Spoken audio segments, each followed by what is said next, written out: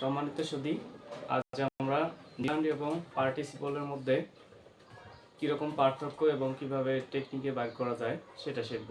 বিভিন্ন পরীক্ষায় জিরান্ড এবং পার্টিসিপলের মধ্যে গোলযোগ বেঁধে যায়। আমরা দেখি, a rolling stone gathers no moss, ঘূর্ণয়মান পাথরে শ্যাওলা জন্মায় না, অথবা অস্থির মস্তিষ্কে কোনো ভালো কাজ হয় না। এরকম যদি কোনো বাক্য থাকে আমরা দেখব যে এই দুইটাকে নেব। যদি সত্য বোঝায়, কি বোঝায়? সত্য বোঝায় এবং গতিশীল বোঝায় এবং কন্টিনিউয়াস টেন্স হয়, তাহলে হচ্ছে সেটা পার্টিসিপল হবে। এবং যদি কোনো মিথ বা স্থির অথবা হচ্ছে যে মিথ্যা কিছু বোঝায়, সেটা কি হবে? সেটা হচ্ছে জিরান্ড হবে। এবং পার্টিসিপল হচ্ছে ভার্বের কাজ করবে, আর জিরান্ড হচ্ছে নাউনের কাজ করবে। পার্টিসিপল হচ্ছে যে অ্যাডজেক্টিভ বা এরকম কাজ করবে। তাহলে আমরা দেখিনি, তাহলে এটাকে নেব আগে, পরের সংখ্যাটাকে নেব, পরের শব্দটাকে। Stone is rolling. তাহলে আমরা এটা এরকম একটা বাক্য তৈরি করব দুইটা শব্দ দিয়ে। Stone is rolling. স্টোনকে যদি, পাথরকে যদি পাহাড় থেকে ছেড়ে দেওয়া হয়, সেটা কি? অবশ্যই ঘুরবে। এটা কি? সত্য। এবং এ রোলিং স্টোন মানে ঘূর্ণয়মান কি? পাথর। মানে কি? এটা হচ্ছে গতিশীল। যে এইদিকে দেওয়া আছে যে পার্টিসিপল হচ্ছে গতিশীল হবে, সত্য বোঝাবে, কন্টিনিউয়াস টেন্সও হতে পারে এবং জীবিত কোনো মানে ব্যক্তিকে বোঝাবে। তাহলে হচ্ছে যে কি হবে? পার্টিসিপল হবে। আর জিরান্ড হচ্ছে মৃত, মিথ্যা এবং নাউনের কাজ করবে। তাহলে দেখা যাক, স্টোন ইজ রোলিং। স্টোন কি? গতিশীল। এবং স্টোন কি? ছাড়ে দিলে ঘুরবে। এটা তাহলে সত্য। বিদায় এটা হচ্ছে কি? পার্টিসিপল। তারপর একটা দেখি, a walking stick man is needed for the old man. A walking stick, হাঁটার জন্য যে লাঠি আছে, তাহলে যদি আমরা দেখি এই দুইটাকে নেই, stick, a stick is walking. লাঠি, লাঠি কি একা হাঁটতে পারে? পারে না। লাঠি কি হাঁটতে পারে না, এটা একটা মৃত জিনিস, ওকে হাঁটাইতে হয়। এরকম এরকম করে নিয়ে হাঁটাতে হয়। এবং এটা হচ্ছে কি? মৃত জিনিস বুঝাইছে। এবং স্টিক ইজ ওয়াকিং, স্টিক একাই হাঁটতে পারে না, এটাও মিথ্যা বুঝাইছে। এবং হচ্ছে যে এটা নাউনের কাজ করছে, তাই এটা কি হবে? জিরান্ড হবে। তাহলে পরের বাক্যটাতে যাই, দেখি, I saw A swimming pool. আমি একটা কি দেখেছি? সুইমিং পুল দেখেছি। তাহলে দেখি, পুল ইজ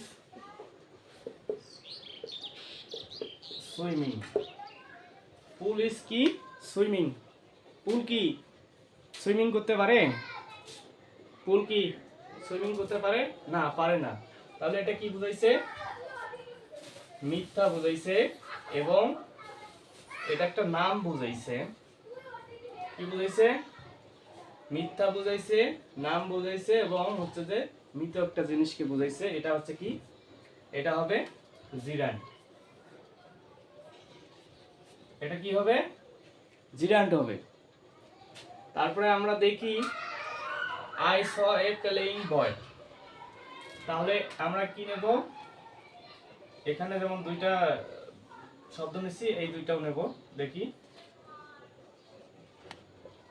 বয় ইজ প্লেইং। ছেলে কি? Boy is playing. প্লেইং, ছেলেটি কি করতেছে? খেলতেছে। ছেলে কি খেলতে পারে না? পারে। এটা হচ্ছে সত্য। এবং খেলতেছে যে, এটাতে কি গতিশীল আছে না? আছে। তাহলে এটা কি হবে? এটা পার্টিসিপল হবে। এবং ছেলেটা যে আছে, এটাও কিন্তু কি? জীবিত আছে। তাহলে জীবিত আছে, এবং হচ্ছে এটা সত্য, খেলতে পারে এবং হচ্ছে প্লেয়িং এর মাঝে কি আছে, গতিশীল আছে, তাই এটা কি পার্টিসিপল হবে। তারপরে আমরা দেখি hearing the noise the man got up. শোরগোল শুনে লোকটা কি করলো, জেগে উঠলো। এখানে কিন্তু হিয়ারিং করছে কে, এই যে দা ম্যান, লোকটা শুনছে, বিধায় কি করতে হবে, এই লোককে নিয়ে আসতে হবে। তাহলে এখানে কি হয়েছে, উপরের গুলো দেখি একটু।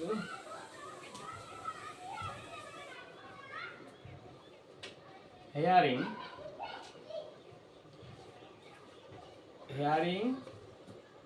the noise the man got up।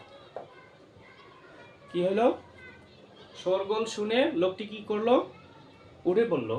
তাহলে এই যে দা ম্যান আর হেয়ারিং, তাহলে আমরা কি করব, দা ম্যান ইজ হেয়ারিং। লোকটা কি শুনতে পারে, পারে। লোকটা কি জীবিত, জীবিত। তারপরে হিয়ারিং এ কি একটা গতিশীল আছে, আছে। তাহলে এটা কি হবে, পার্টিসিপল হবে। যদি কি বোঝায়, সত্য বোঝায়, জীবিত বোঝায়, গতিশীল বোঝায়, তাহলে কি হবে, সেটা পার্টিসিপল হবে। তারপরে আমরা আরো একটা দেখি, এ বার্কিং ডগ,